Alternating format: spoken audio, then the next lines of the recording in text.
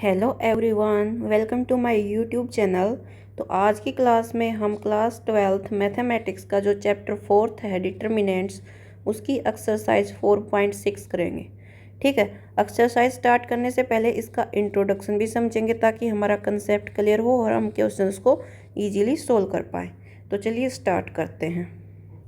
तो इस एक्सरसाइज में हम application of determinants and matrices देखेंगे कि अब जो हमने अब तक डिटर्मिनेंट सीखा है या मैट्रिसेस सीखी हैं उनकी क्या एप्लीकेशन है। तो एप्लीकेशन मतलब उनको किस प्रकार से हम लागू कर सकते हैं।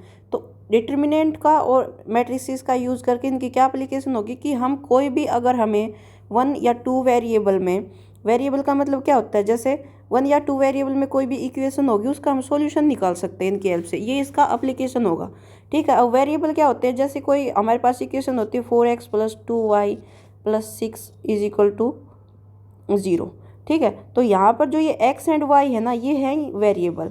तो इसमें दो वेरिएबल है, एक x है एक y है। तो दो वेरिएबल हो या तीन भी वेरिएबल हो सकते हैं, जैसे 2x + 4y + 3z = 0। ठीक है। तो ये यहाँ कौन कौन से वेरिएबल हो गए, x, y एंड z, ये होते हैं वेरिएबल। ठीक है। यानी जिनकी वैल्यू वेरी करती है, जिनकी वैल्यू चेंज होती रहती है, वो होते हैं वेरिएबल। तो अब हम इस टाइप की इक्वेशंस के सॉल्यूशन निकालेंगे। तो अब वो सॉल्यूशन कैसे निकालेंगे। ठीक है। तो उन सॉल्यूशन के बेस पर, उन सॉल्यूशन के बेस पर जो वो सिस्टम ऑफ इक्वेशन, मतलब जो सिस्टम ऑफ इक्वेशन मतलब जो भी हमें 2, 3, 4 जितने भी इक्वेशन दी होंगे ना, वो इक्वेशन, वो सिस्टम ऑफ इक्वेशन कंसिस्टेंट भी हो सकता है और इनकंसिस्टेंट भी हो सकता है। अब इसको भी हम समझेंगे, देखो कैसे इनकंसिस्टेंट भी हो सकता है। अब जैसे देखो फॉर एग्जांपल, देखो अगर हमें कोई इक्वेशन दे रखी है, मान लिया एक इक्वेशन दे रखी है a1x + b1y + c1 = d1, a2x + b2y + c2 = d2, और ऐसे ही a3x + b3y + c3 = d3। ये सिस्टम ऑफ इक्वेशन है, मतलब ये तीन इक्वेशन है, ये एक सिस्टम बना लिया इन्होंने। ठीक है। जब बहुत सारे होते हैं तो वो सिस्टम बन जाता है। ठीक है। तो ये एक सिस्टम ऑफ इक्वेशन है। ठीक है। तो ये सिस्टम ऑफ इक्वेशन कंसिस्टेंट कब होगा, कंसिस्टेंट तब होगा जब इसका सॉल्यूशन एग्जिस्ट करेगा। कंसिस्टेंट कब होगा, जब इसका सॉल्यूशन एग्जिस्ट करेगा। अब हम सॉल्यूशन निकालना भी सीखेंगे। जब सॉल्यूशन एग्जिस्ट करेगा तो हम इस सिस्टम ऑफ इक्वेशन को कंसिस्टेंट बोल देंगे। अब जब इसका सॉल्यूशन एग्जिस्ट नहीं करेगा तो इसको क्या बोल देंगे, इनकंसिस्टेंट बोल देंगे। इनकंसिस्टेंट बोल देंगे कब, जब सॉल्यूशन एग्जिस्ट नहीं करेगा। अब हम ये कैसे पता लगाएंगे कि सॉल्यूशन एग्जिस्ट कर रहा है या नहीं कर रहा है, तो उसके भी तरीके हैं, वो भी मैं अभी बता देती हूँ। जब सॉल्यूशन एग्जिस्ट नहीं करेगा तो वो इनकंसिस्टेंट सिस्टम ऑफ इक्वेशन है। ये पूरा क्या है, ये क्या है, सिस्टम ऑफ इक्वेशन है, सिस्टम ऑफ इक्वेशन है।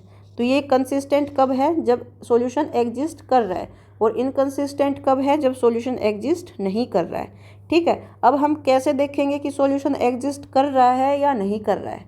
ठीक है। कैसे पता लगाएंगे कि सॉल्यूशन एग्जिस्ट कर रहा है या नहीं कर रहा है, या सॉल्यूशन एग्जिस्ट कर रहा है मतलब कंसिस्टेंट है, सॉल्यूशन एग्जिस्ट नहीं कर रहा मतलब इनकंसिस्टेंट है। तो बेसिकली कहने का मतलब ये है कि हम कैसे पता लगाएंगे कि जो सिस्टम ऑफ इक्वेशन है वो कंसिस्टेंट है या इनकंसिस्टेंट है। तो उसके लिए देखो क्या करेंगे, हम जो हमारे पास ये सिस्टम ऑफ इक्वेशन है इनको मैट्रिसेस के फॉर्म में लिख लेंगे। अब इनके जो वेरिएबल के आगे जो है कोफिशिएंट, इनकी एक मैट्रिक्स बन जाएगी। इनकी क्या बन जाएगी, एक matrix a1 b1 c1, a2 b2 c2, a3 b3 c3, इस टाइप से। ठीक है। और जो ये इक्वलिटी के दूसरी साइड है d1 d2 d3, इनकी एक इक्वेशन बन जाएगी जो कि हमारी मैट्रिक्स बन जाएगी, जो कि होगी B matrix d1 d2 and d3। ठीक है। अब जो वेरिएबल है उनकी एक मैट्रिक्स बन जाएगी, मान लिया एक्स मैट्रिक्स है, वेरिएबल है एक्स वाई एंड जेड। यहाँ c1 के साथ z भी है, c1z, c2z and c3z = d1 d2 and d3। ठीक है। तो जो वेरिएबल है उनकी एक हमारे पास मैट्रिक्स बन जाएगी। तो जो सिस्टम ऑफ इक्वेशंस हमें दे रखी थी उनसे हमने क्या कितनी मैट्रिसेस बना ली, उनसे हमने 3 मैट्रिक्स बना ली। मैट्रिक्स ए जो वेरिएबल के साथ जो कोफिशिएंट है उनकी, ठीक है, और मैट्रिक्स बी जो दूसरी साइड है इक्वलिटी के उनकी, और जो मैट्रिक्स एक्स है वो जो वेरिएबल की मैट्रिक्स वो, ठीक है। तो इनको हम कैसे लिख सकते हैं, इनको हम लिखेंगे A x is equal to B, यानी ए और एक्स की जब मल्टीप्लाई करेंगे, यानी ए जो मैट्रिक्स ये है और एक्स मैट्रिक्स ये है, इन दोनों की मल्टीप्लाई करेंगे तो वो बी के इक्वल आएगा। इस टाइप से हम इसको लिखते हैं। हमने ये पिछले एक्सरसाइज में भी पढ़ा है, पिछले चैप्टर में सॉरी, कि मैट्रिक्स अगर इक्वेशन की फॉर्म में दे रखा तो हम उसको किस टाइप से लिखते हैं, A x is equal to B, ठीक है। इस फॉर्म में सिस्टम ऑफ इक्वेशन को लिखा जाता है, ये हमें याद रखना है कि इस फॉर्म में सिस्टम ऑफ इक्वेशंस को लिखा जाता है, A x is equal to B, ठीक है। अब देखो 2 केस बनेंगे। केस फर्स्ट क्या रहेगा, केस फर्स्ट,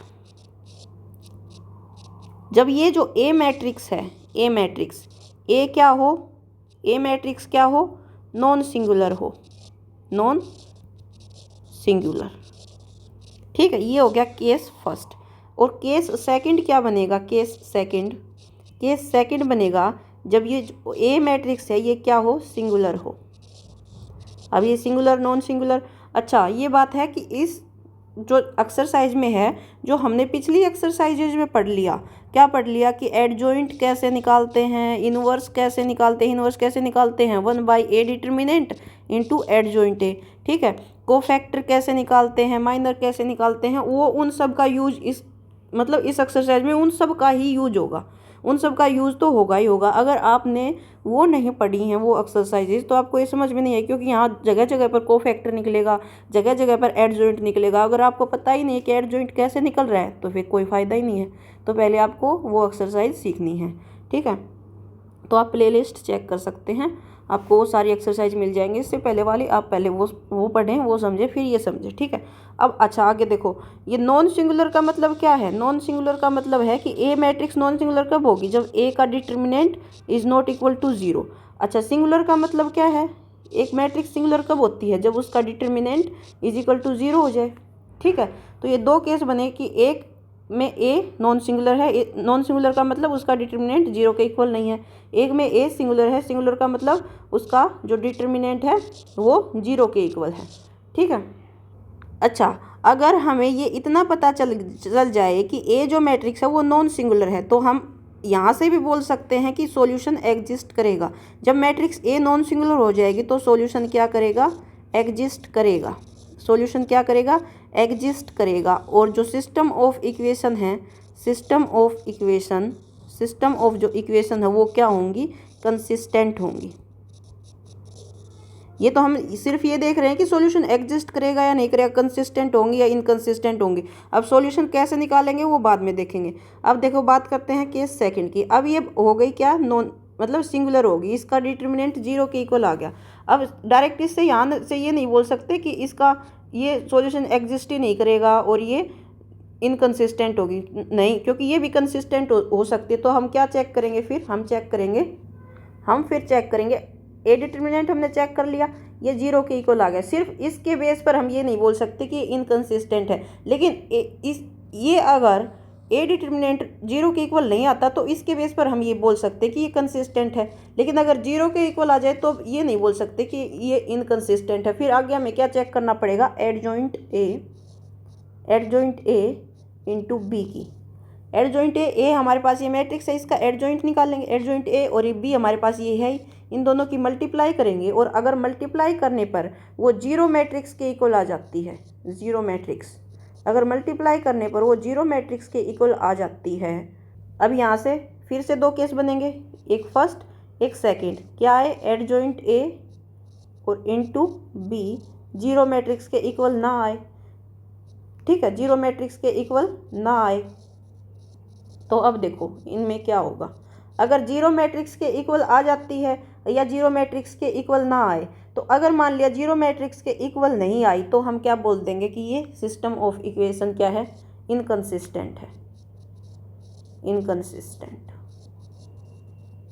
ठीक है। और अगर 0 मैट्रिक्स के इक्वल आ जाए तो कंसिस्टेंट भी हो सकता है और इनकंसिस्टेंट भी हो सकता है, मतलब श्योरिटी नहीं हो सकती कि नो सॉल्यूशन भी हो और इनफाइनाइटली मैनी सॉल्यूशन भी हो।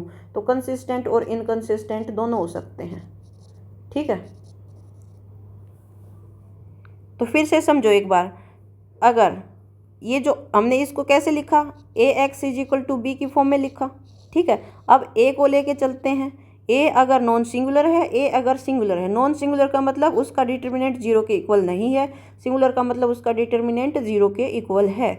अगर डिटर्मिनेंट जीरो के इक्वल नहीं है तो डायरेक्ट हमसे यहाँ हमें यहाँ से पता चल गया कि क्या सॉल्यूशन एग्जिस्ट करेगा और एक यूनिक सॉल्यूशन होगा।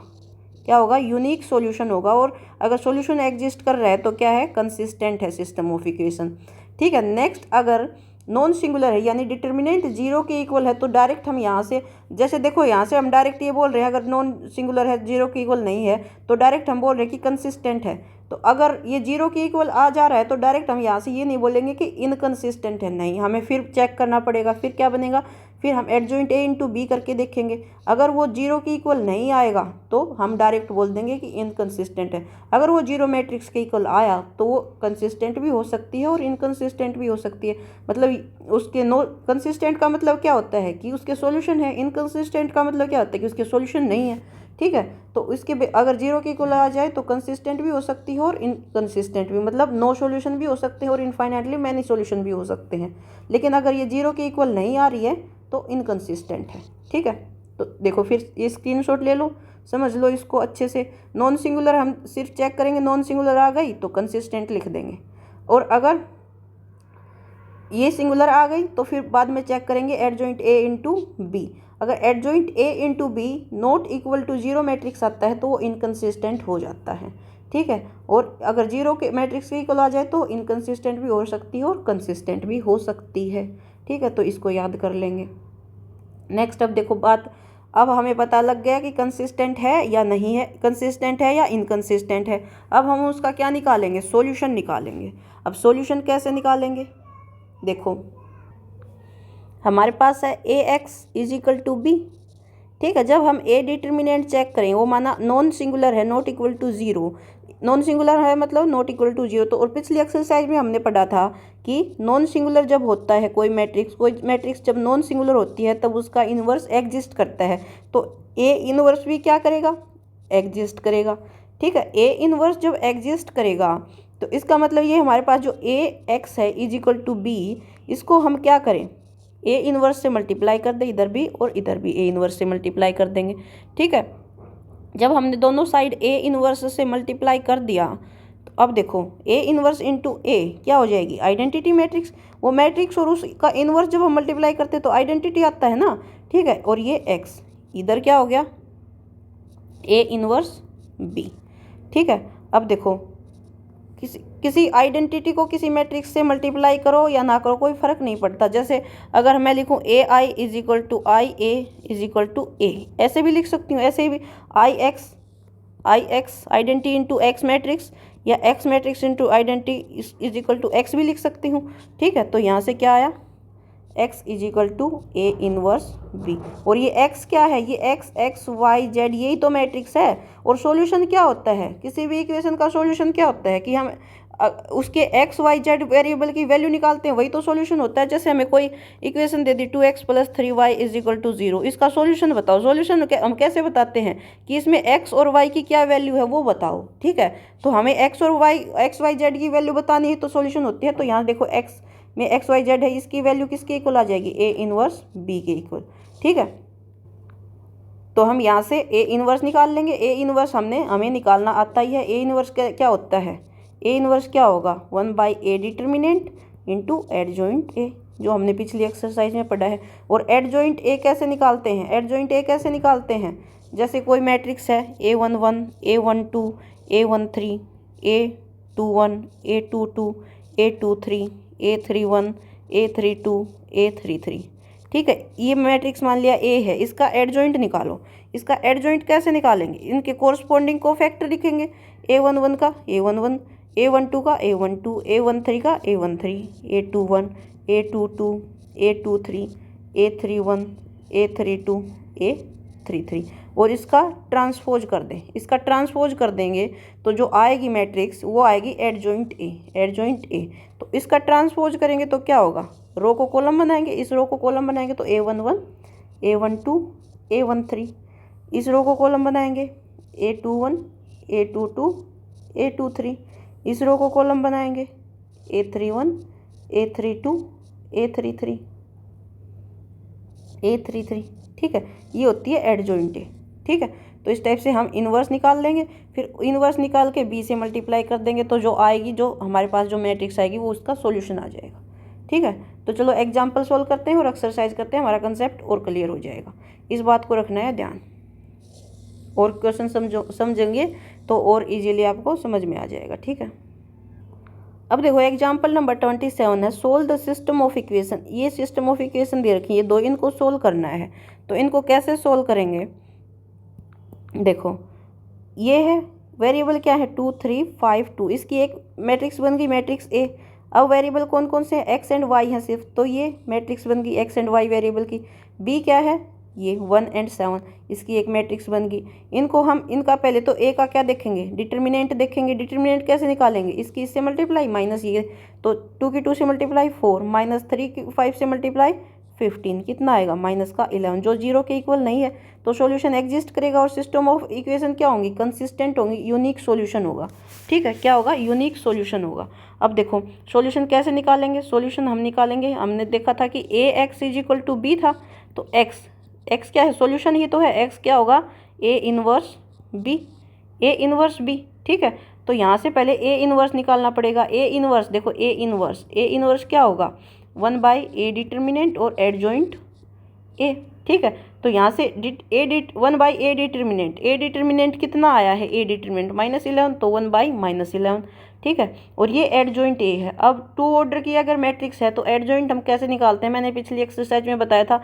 ये ए मैट्रिक्स है 2 ऑर्डर की है, तो इसका एडजॉइंट कैसे निकालेंगे, इन दोनों को इंटरचेंज कर देंगे। यहाँ तो 2 सेम है, या मान लिया यहाँ 1 होता यहाँ 2 होता, तो 1 की जगह 2 कर देते, 2 की जगह 1। यहाँ तो 2 सेम है तो 2 दोनों जगह 2 ही रहेगा, 2 और इन दोनों को क्या करेंगे, साइन चेंज कर देंगे, -5 और -3। ये हो जाएगा क्या, एडजॉइंट ए हो जाएगा, ये एडजॉइंट ए। देखो यही है एडजॉइंट ए।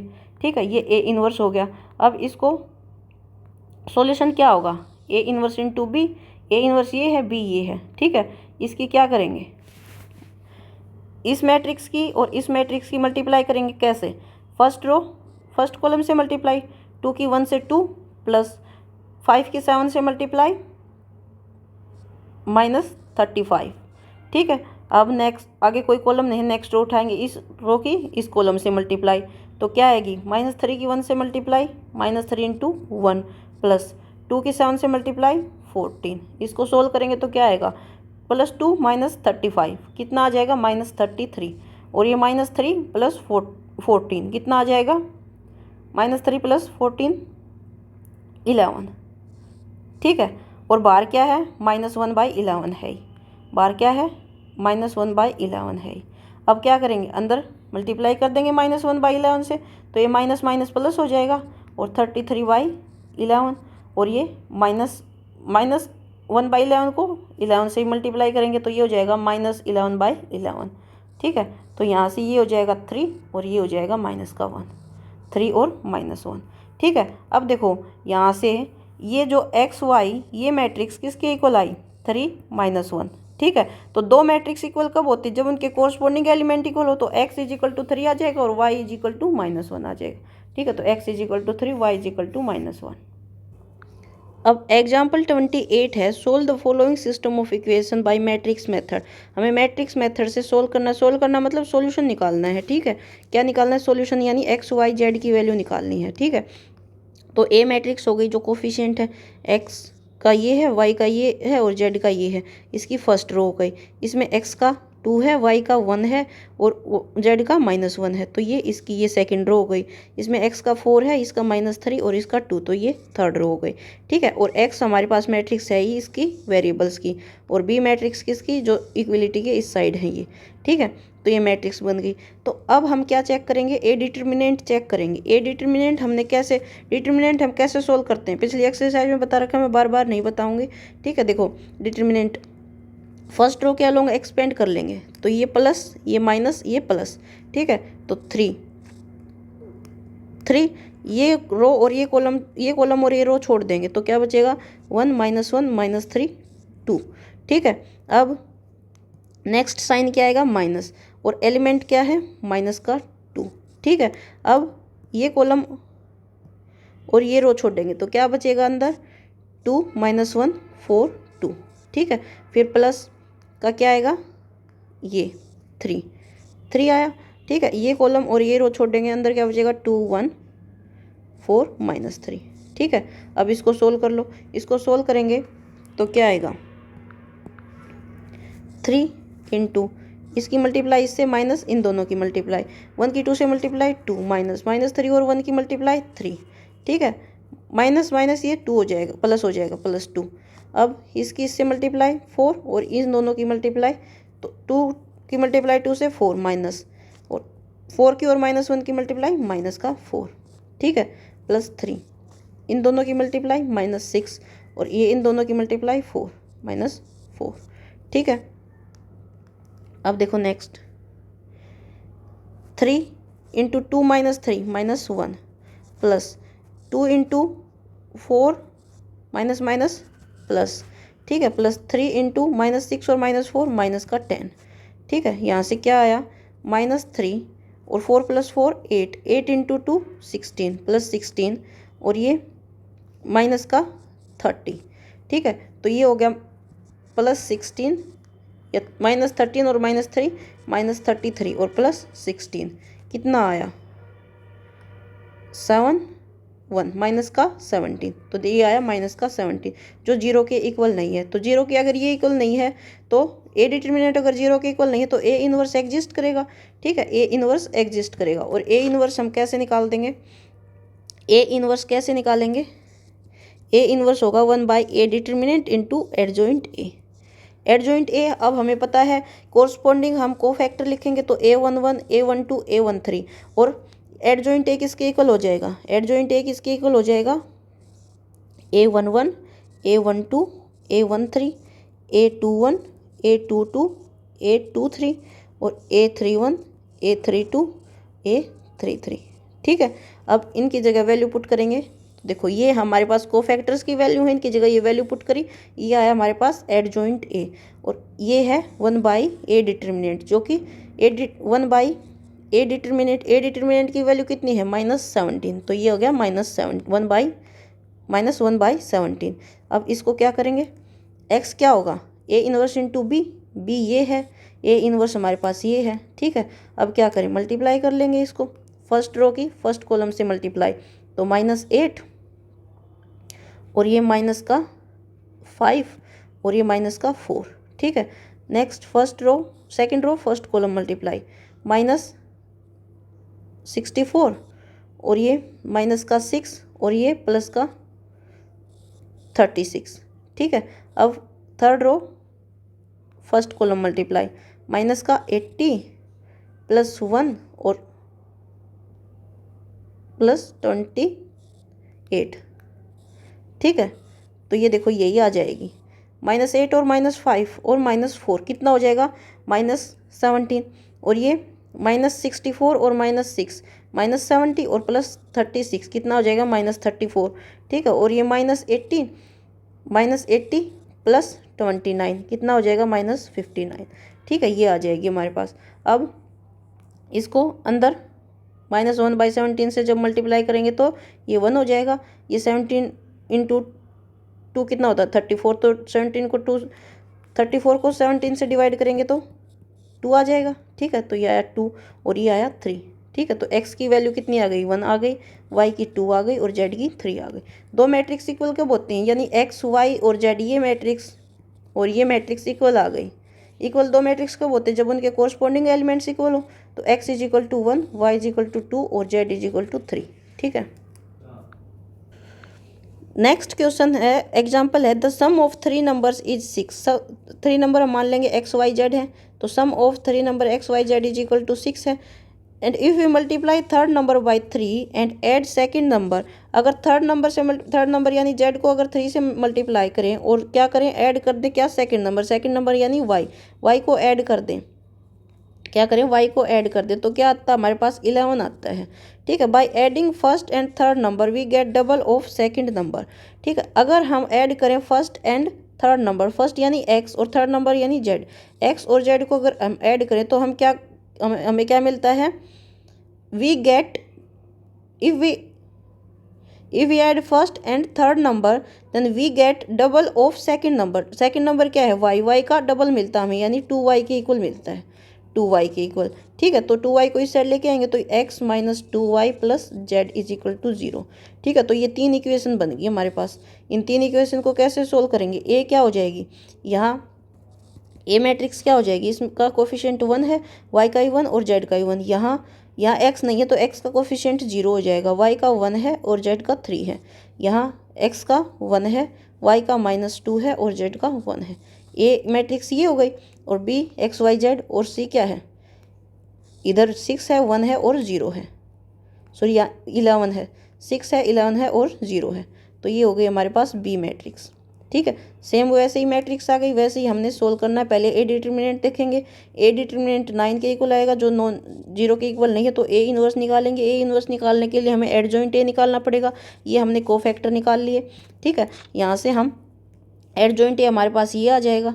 ठीक है, एडजॉइंट ए निकाल के ए इन्वर्स के लिए ये फॉर्मूला है, इसमें पुट कर देंगे, ए इन्वर्स आ जाएगा, x is equal to A inverse into B हो जाएगा। यहाँ से सोल्व करके हमारे पास ये एक्स वाई जेड की वैल्यूज आ जाएगी। ठीक है, तो अब हम करेंगे अपनी एक्सरसाइज स्टार्ट। तो क्वेश्चन नंबर 1 से लेके 6 तक हमें क्या बताना है, ये बताना है कि कंसिस्टेंट है या नहीं है। सॉल्यूशन हमें निकाल के नहीं बताना, यानी एक्स वाई जेड की वैल्यू नहीं निकालनी, हमें सिर्फ ये बताना है कि कंसिस्टेंट होगी या नहीं होगी, यानी सॉल्यूशन एग्जिस्ट करेंगे या नहीं करेंगे। ठीक है, तो फर्स्ट ये है, इसमें कैसे लिखेंगे, ए मैट्रिक्स हमारे पास हो जाएगी, एक्स का कोफिशिएंट 1 है, वाई का 2 है, जेड है नहीं, यहाँ इसमें एक्स का 2 है और वाई का 3 है, 2 3, और एक्स हमारे पास हो जाएगी एक्स एंड वाई, और बी मैट्रिक्स हमारे पास हो जाएगी 2 एंड 3। तो कंसिस्टेंट है या नहीं, तो पहले इसका डिटर्मिनेंट देख लेंगे। ए डिटर्मिनेंट क्या होगा, 2/2 ऑर्डर की, तो इसकी इससे मल्टीप्लाई, इसकी इससे मल्टीप्लाई, 3 - 4 यानी कि माइनस का 1, जो नॉट इक्वल टू 0 है। नॉट इक्वल टू 0 है, इसका मतलब क्या होगी, ए इन्वर्स एग्जिस्ट करेगा। ए इन्वर्स एग्जिस्ट करेगा, इसका मतलब क्या है, इसके सॉल्यूशन हो सकते हैं, तो ये क्या होगी, given system of equation is consistent, hence given system of equation is consistent. क्या होगी, ये कंसिस्टेंट होगी। ठीक है, ऐसे ही हम इसको भी चेक कर लेंगे। इसको जब चेक करेंगे, देखो मैं फटाफट बता दे रही हूँ क्योंकि वीडियो लंबी हो जाएगी, ऐसे डिटेल में बताऊँ। सेम इसी टाइप से है। कैसे, यहाँ ए मैट्रिक्स कौन सी होगी, एक्स का कोफिशिएंट 2 है, वाई का -1 है, एक्स का यहाँ 1 है और वाई का भी 1 है। तो देखो ए डिटर्मिनेंट निकालो, ए डिटर्मिनेंट 2 की 1 से मल्टीप्लाई 2, माइनस 1 की -1 से मल्टीप्लाई -1, तो 2 + 1 3। ठीक है, पीछे की नॉलेज हमें काम आएगी सारी की सारी, की डिटर्मिनेंट कैसे निकालते हैं, एडजॉइंट कैसे निकालते हैं, ये बार बार बताने की चीज़ें नहीं है। ठीक है, तो आप पिछले वाले वीडियो देखो कि डिटर्मिनेंट, एडजॉइंट, इनवर्स कैसे निकालते हैं, तो आपके लिए ईजी हो जाएगा। तो यहाँ से ए डिटर्मिनेंट किसके इक्वल आया, 3 के इक्वल आया। ठीक है, जो कि नॉट इक्वल टू 0 है, तो ये गिवन सिस्टम ऑफ इक्वेशन क्या हो जाएगी, कंसिस्टेंट हो जाएगी, कंसिस्टेंट होगी। ठीक है, अब देखो थर्ड में ए मैट्रिक्स कौन सी होगी, एक्स का 1 है, वाई का 3 है, एक्स का 2 है, वाई का 6 है। तो अब इसको चेक करो, ए डिटर्मिनेंट क्या होगा, 6 - 2 की 3 से मल्टीप्लाई करेंगे 6, जो कि 0 के इक्वल आ जा रहा है। 0 के इक्वल आ गया, तो अब हम सेकंड केस देखेंगे। सेकंड केस देखने के लिए हमें क्या देखना पड़ेगा, adjoint A into B, adjoint A into B देखना पड़ेगा। तो इसके लिए हम क्या निकालेंगे, अब यहाँ पर x जो है वो x एंड y है, और बी मैट्रिक्स क्या है, बी मैट्रिक्स है 5 एंड 8। ठीक है, तो पहले तो हम क्या निकालेंगे, एडजॉइंट ए निकालेंगे। तो एडजॉइंट ए कैसे निकलाएगा, 2/2 ऑर्डर की है, तो सिंपल इन दोनों को इंटरचेंज कर दो, इन दोनों को इंटरचेंज करेंगे तो 1 की जगह 6, 6 की जगह 1, और इन दोनों का क्या करो, साइन चेंज कर दो, -3 और -2। ये क्या हो गया, एडजॉइंट ए हो गया। अब एडजॉइंट ए इंटू बी करेंगे, एडजॉइंट ए इंटू बी करेंगे तो ये हो गया 6 -3 -2 एंड 1, और बी हमारे पास है 5 एंड 8। इसको सोल्व करेंगे तो फर्स्ट रो की फर्स्ट कॉलम से मल्टीप्लाई, 6 की 5 से 35 प्लस 3 की 8 से माइनस का, -3 की और 8 से माइनस का 24, -24। ठीक है, अब सेकेंड रो फर्स्ट कॉलम से मल्टीप्लाई, 2 की -2 की 10 से मल्टीप्लाई, -10, 1 की 8 से +8। ठीक है, तो यहाँ से क्या आई, 35 -24 कितना हो जाएगा, 35 -24 6, अच्छा 6 × 5 30 होगा ना, 35 थोड़ी होगा। फर्स्ट रो की फर्स्ट कॉलम से करेंगे तो 3 की और 6 की और 5 की 30 होगा, तो 30 -24 6। ठीक है, और -10 और +8 -2। तो ये आ गया एडजॉइंट ए और बी की मल्टीप्लाई, जो कि जीरो मैट्रिक्स के इक्वल नहीं है। जीरो मैट्रिक्स क्या होती है, यही तो 0 0, इसके इक्वल नहीं है, यानी कि जीरो मैट्रिक्स के इक्वल नहीं है। अब सेकंड केस में अगर ये जीरो मैट्रिक्स के इक्वल नहीं आती थी तो क्या होता था कि इनकंसिस्टेंट होती थी, तो सिस्टम ऑफ इक्वेशन क्या हो जाएगी, इनकंसिस्टेंट। ठीक है, और अगर ये जीरो मैट्रिक्स के इक्वल आ जाती तो हम श्योर नहीं होते, ये कंसिस्टेंट हो भी सकती थी, नहीं भी हो सकती थी, यानी नो सॉल्यूशन भी हो सकता था और इनफाइनाइटली मैनी सॉल्यूशन भी हो सकते थे। तो ये हो गया थर्ड क्वेश्चन। ठीक है, तो आप ये बाकी क्वेश्चन 6 तक ऐसे ही सोल्व, अच्छा ये 3 वेरिएबल में है, एक क्वेश्चन ये और करके दिखा देते हैं। फोर्थ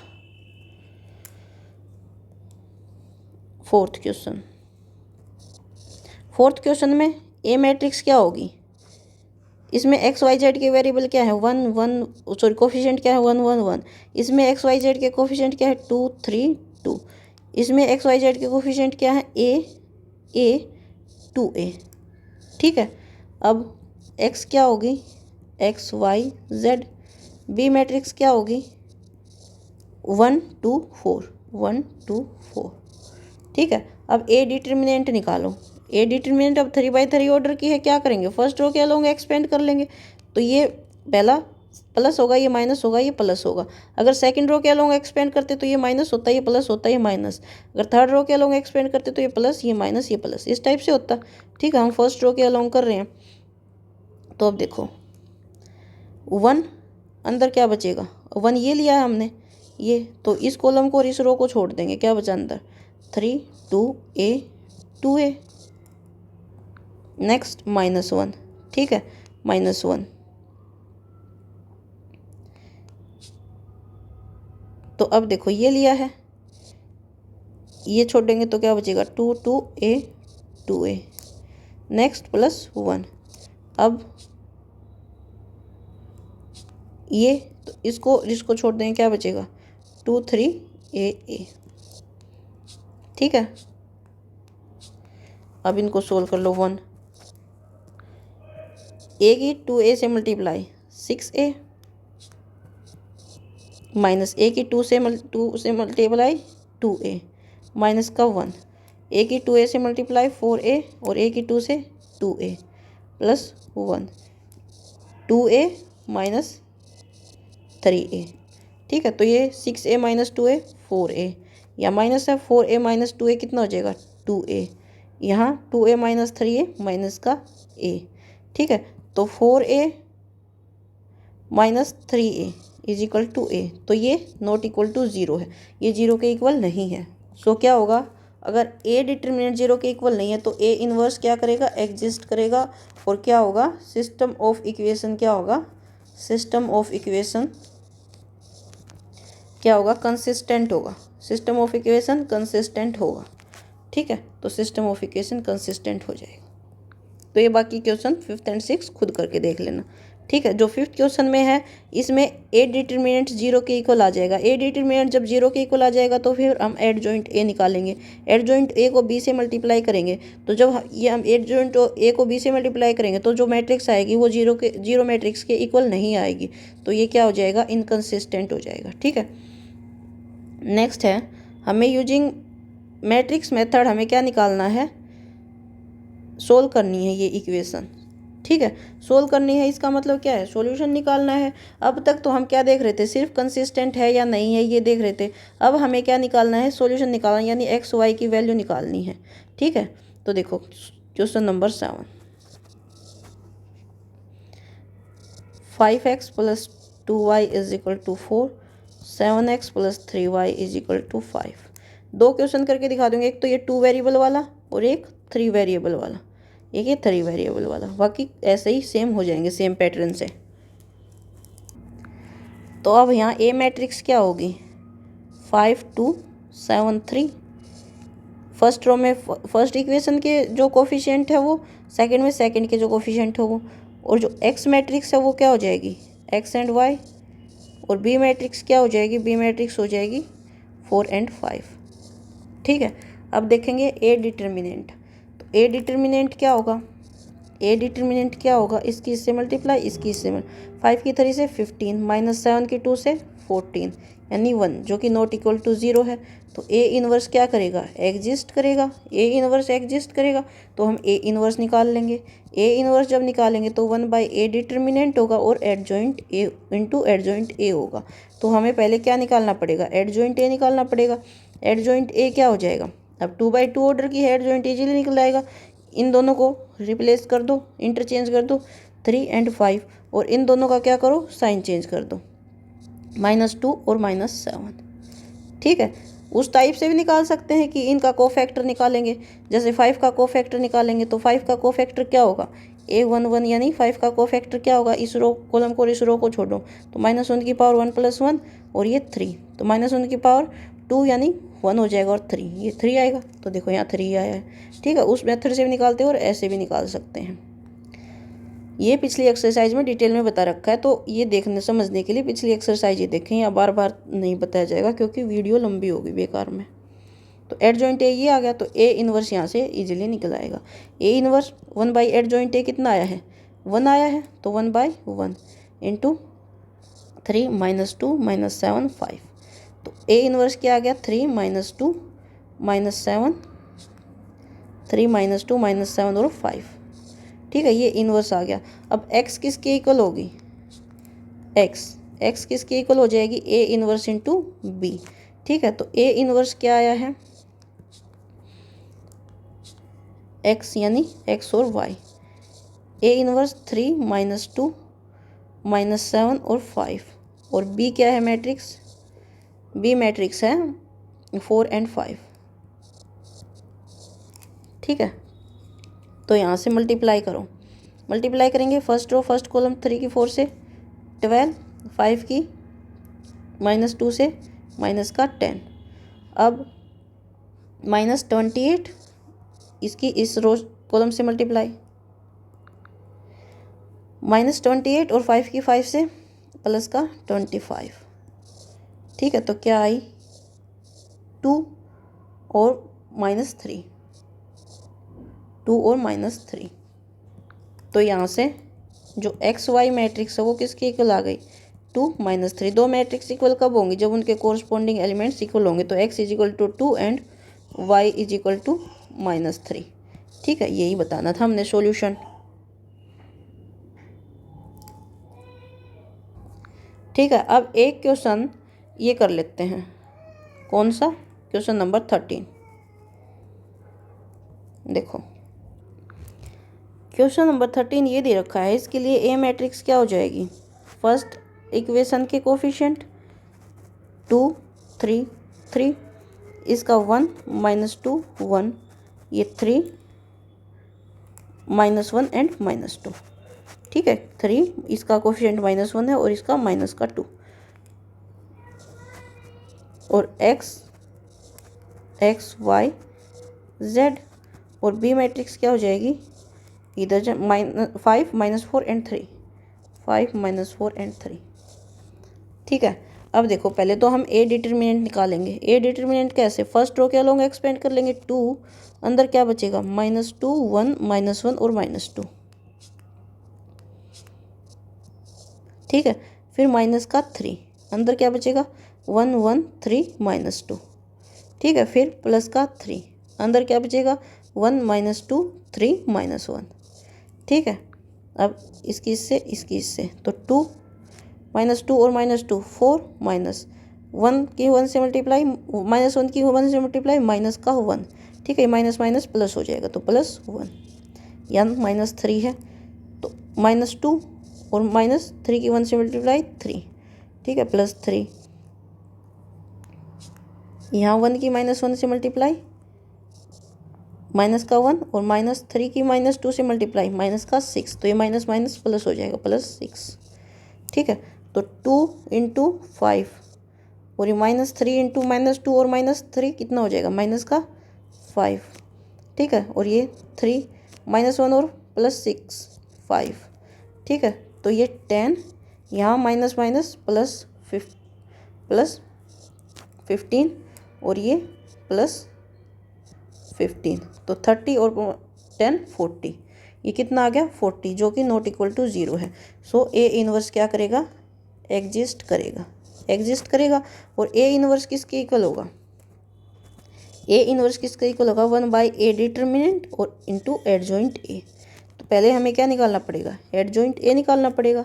एडजॉइंट ए निकालने के लिए क्या करेंगे, पहले हम कोफैक्टर निकालेंगे A11 A12 A13। तो A11 कोफैक्टर क्या होगा, यानी कि इसका A11 का मतलब क्या है, कोफैक्टर ऑफ A11। ठीक है, तो वो क्या हो जाएगा -1 की पावर 1 + 1। यहाँ जो है 1 + 1।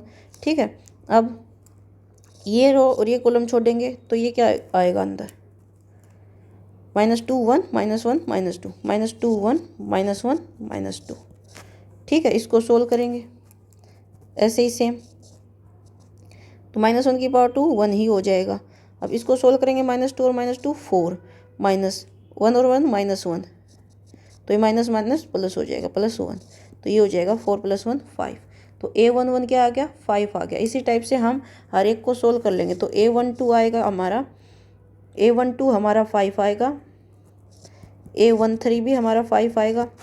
ठीक है, A21 हमारा आएगा 3, A22 हमारा आएगा -13, A23 आएगा 11, A23 11 आएगा, A31 आएगा 9, A32 आएगा 1 और A33 आएगा -7। ठीक है, अब एडजॉइंट ए क्या होगा, एडजॉइंट ए क्या होगा,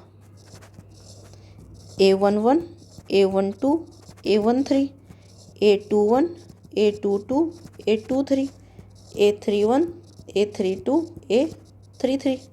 ठीक है, वैल्यूज पुट कर देंगे तो क्या आया एडजॉइंट ए 5 3 9 5 -13 1 5 11 और -7। ठीक है, ये आ गया एडजॉइंट ए इनवर्स निकालना है अब हमें।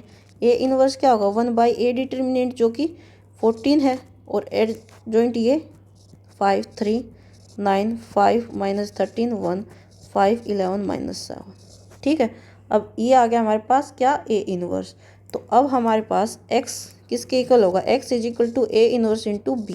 तो ए इनवर्स हमारे पास ये है 1/14 5 3 9 5 -13 1 5 11 -2। और बी क्या है, बी मैट्रिक्स है ये 5 -4 5 -4 एंड 3 5 -4 एंड 3। ठीक है, सिंपल इस मैट्रिक्स को इससे मल्टीप्लाई करेंगे, फर्स्ट रो फर्स्ट कॉलम से मल्टीप्लाई करेंगे तो बाहर तो 1/14 है, अंदर बचेगा 5 × 5 25 3 × -4 -12 और 9 × 3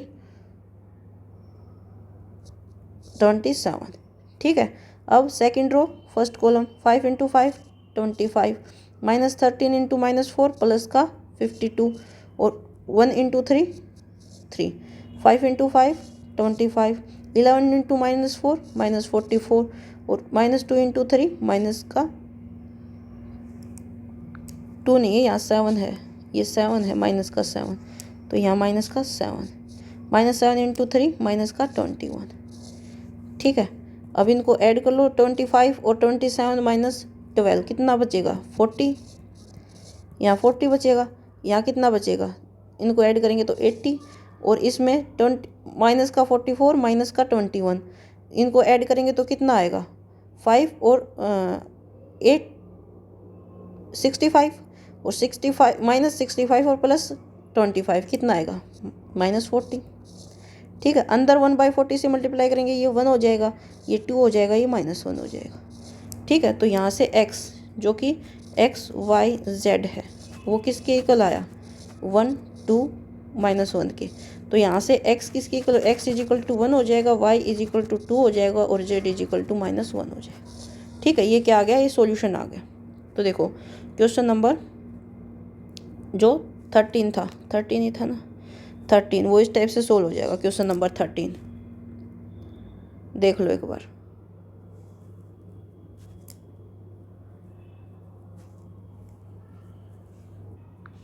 क्वेश्चन नंबर 15 में ए एक मैट्रिक्स दे रखी है और इसका ए इनवर्स फाइंड करना है। ए इनवर्स हम क्या कैसे निकालेंगे, पहले तो इसका डिटर्मिनेंट निकालेंगे। ठीक है, फिर इसका एडजॉइंट ए निकालेंगे, एडजॉइंट ए, फिर ए इनवर्स क्या हो जाएगा 1/a determinant into adjoint A हो जाएगा। ठीक है, फिर अब जो ये मैट्रिक्स है इसका सोल्व करके सिस्टम ऑफ इक्वेशन को हमें सोल्व करना है।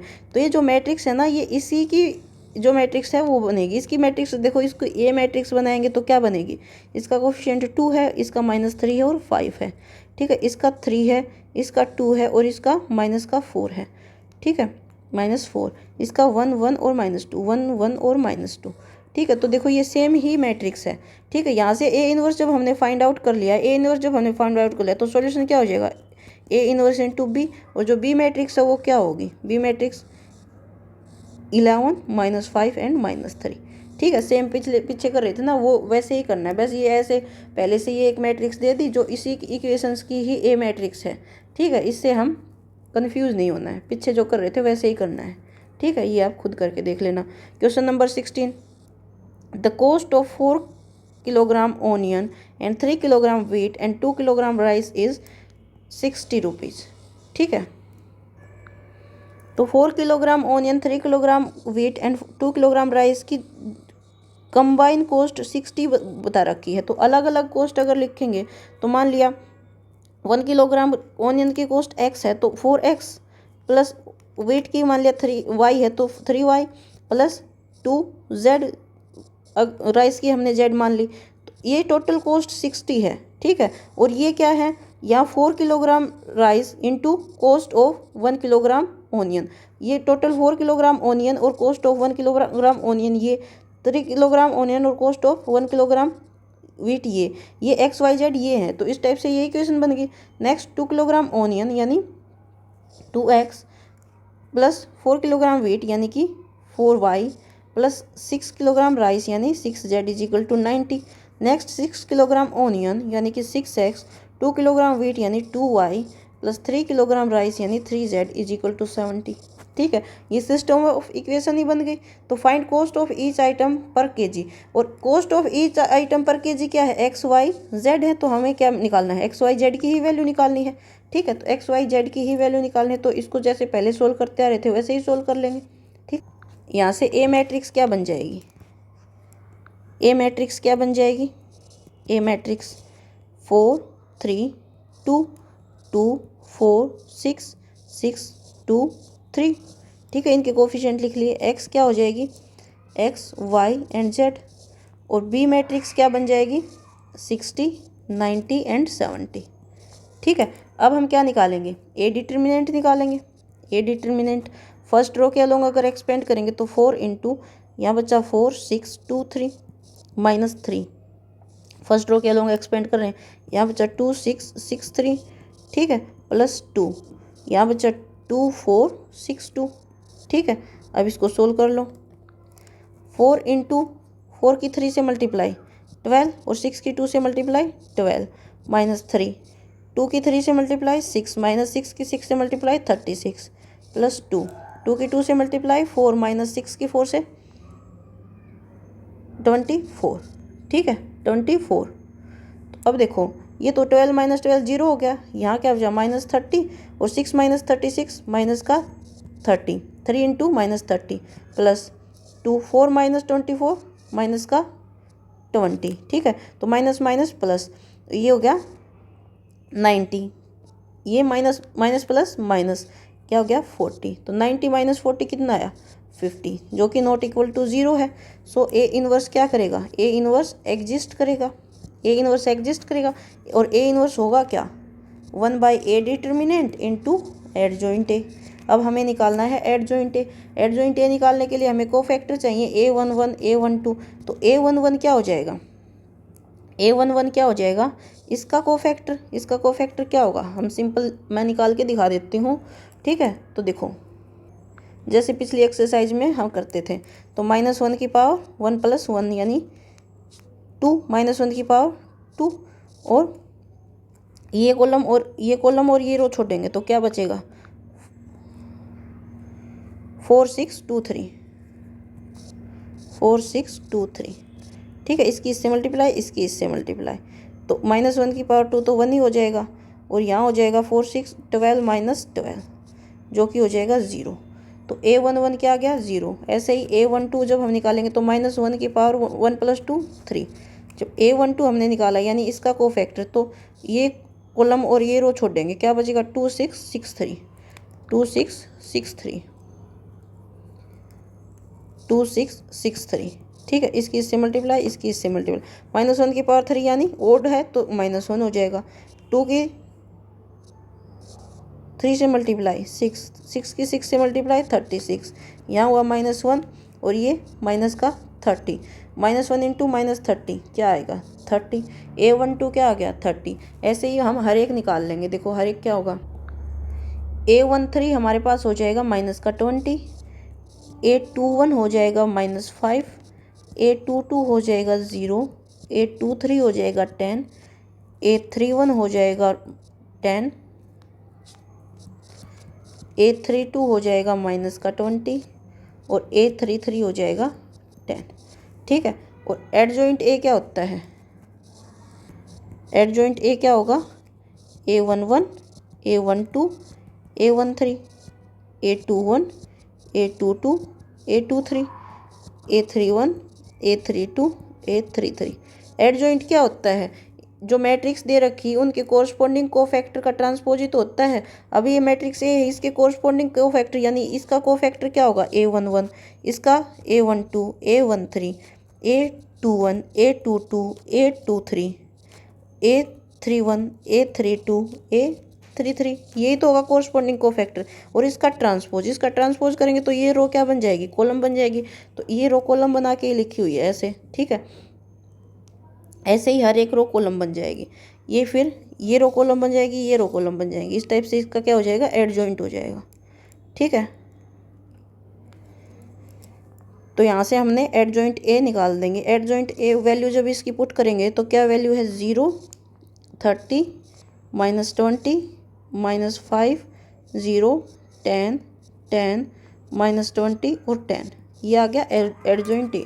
तो ए इनवर्स यहाँ से निकालेंगे तो यहाँ से 1/एडजॉइंट ए, 1/एडजॉइंट ए, एडजॉइंट ए कितना है एडजॉइंट ए 50 है, तो 1/50 इंटू डिटर्मिनेंट -5 10 30 0 -20 -20 10 एंड 10, ठीक है। ये आया ए इनवर्स। अब x किसके इक्वल होता है x, A inverse into B, ठीक है। तो यहाँ से x यानी कि x y एंड z किसके इक्वल हो जाएगा ए इनवर्स, जो कि हमने अभी निकाला है 1/50 0 -5 10 30 0 -20 -20 10 एंड 10। और b क्या मैट्रिक्स है, b हमारे पास है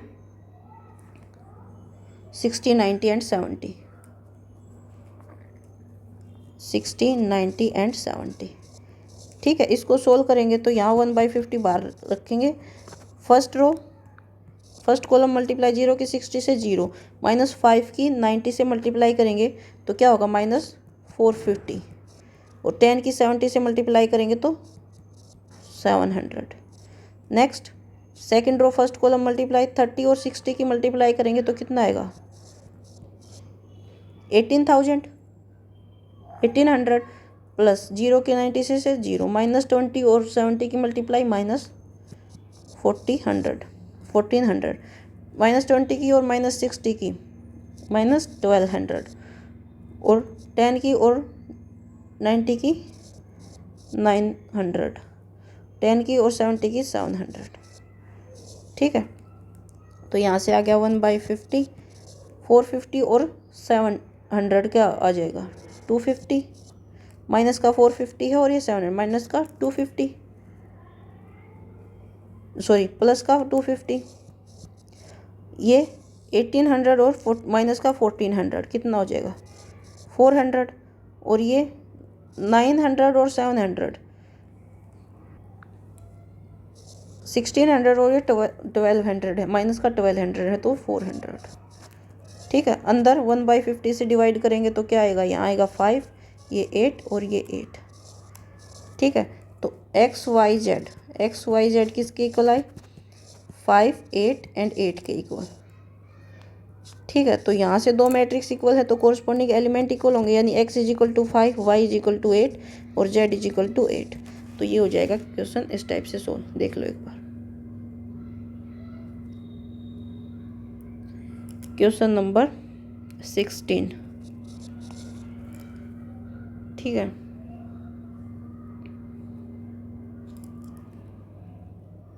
यहाँ इसमें ऐसे लिख देंगे ये कि हमने X और XYZ क्या मानना है, हमने XYZ मानना है late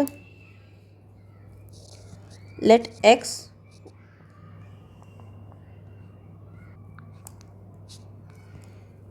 let the cost of onions, wheat and rice per kg be rate X, rate Y and rate Z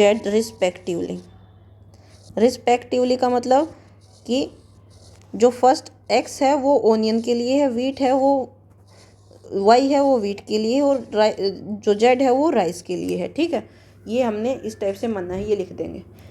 तो ये हमारी एक्सरसाइज हो गई कंप्लीट। आज की वीडियो में इतना ही। अगर पसंद आया तो लाइक, शेयर एंड सब्सक्राइब जरूर करें। Thank you.